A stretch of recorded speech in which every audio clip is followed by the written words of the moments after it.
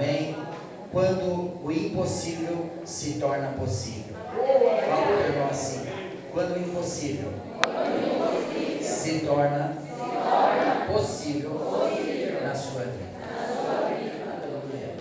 Eu quero falar aqui a respeito de um profeta, um homem de Deus, um homem que tinha a alegria de poder servir a Deus, mas era um homem que não tinha muito conhecimento, porque segundo relatos na palavra de Deus, ele se tornou um grande homem de Deus depois que ele se posicionou para buscar o caráter de Deus, depois que a unção de Deus veio sobre a vida dele, declarando aquilo que Deus tinha sobre ele.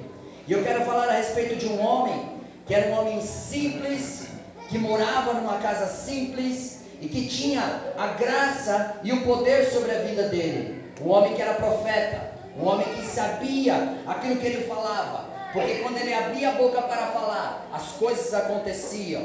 Eu quero dizer para você, meu querido irmão, que aquilo que você abre a boca para falar, é isso que vai acontecer na tua vida. Normalmente, quando nós estamos passando pela luta e pela dificuldade, nós olhamos a luta e a dificuldade, às vezes abaixamos a nossa fronte, olhamos a situação que nós estamos sendo vencidos pelo inimigo e falamos às vezes até besteira, e às vezes por essas besteiras que nós somos acometidos, nós não recebemos a nossa vitória. Mas eu entendo, amado, que Deus, através do Teu Espírito Santo, Ele me deu autoridade a você para nós buscarmos mais o reino dEle. E quanto mais nós buscamos o reino dEle, a glória dEle começa a se manifestar sobre a nossa vida. E por isso que eu digo, aquilo que eu e você falarmos, é aquilo que vai ser, aleluia, vai trazer a glória e a manifestação do Deus Todo-Poderoso. Fala para o teu irmão, aquilo que você fala, é isso que vai acontecer na sua vida. Aleluia. Eu quero que você abra comigo a palavra do Senhor lá no livro de 1 Reis, no capítulo 17. Eu quero falar de um homem que era um simples homem, aleluia, de uma cidade chamada, aleluia, 1 Reis, capítulo 17.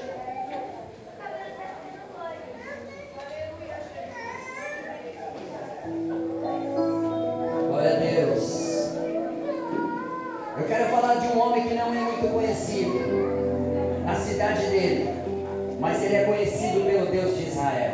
Um homem que não tinha muito dentro do seu coração de estar agradando a homens, mas dentro do coração ele queria agradar a Deus.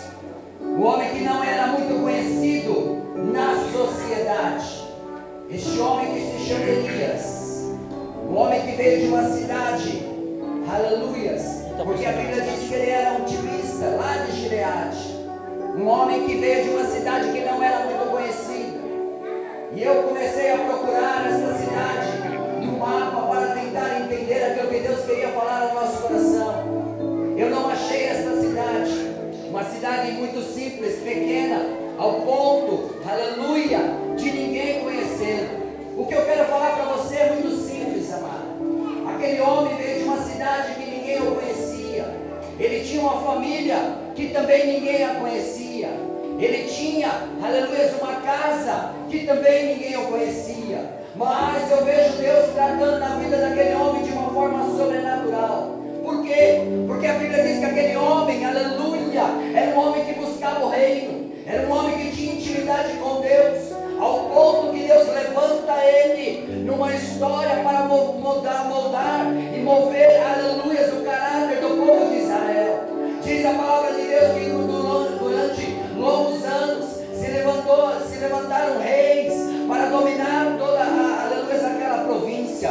E um dos reis que se levantaram tinha o seu nome de Acabe. Quem era Acabe? Era um rei, aleluia, que não adorava a Deus. Era um rei que se posicionava para fazer a vontade das pessoas. Era um rei que ele não tinha dentro do seu coração de fazer aquilo que Deus tinha determinado sobre a vida dele. Pelo contrário, era um rei que era idólatra, que não tinha compromisso com Deus. Mas, amado, ele também tinha uma mulher, aleluia, essa mulher, o nome dela era Jezabel. A Bíblia diz que era uma mulher, aleluia, possessiva, uma mulher que não tinha controle, uma mulher que ela, aleluia, dominava aquele rei Acabe de uma forma sobrenatural. A Bíblia diz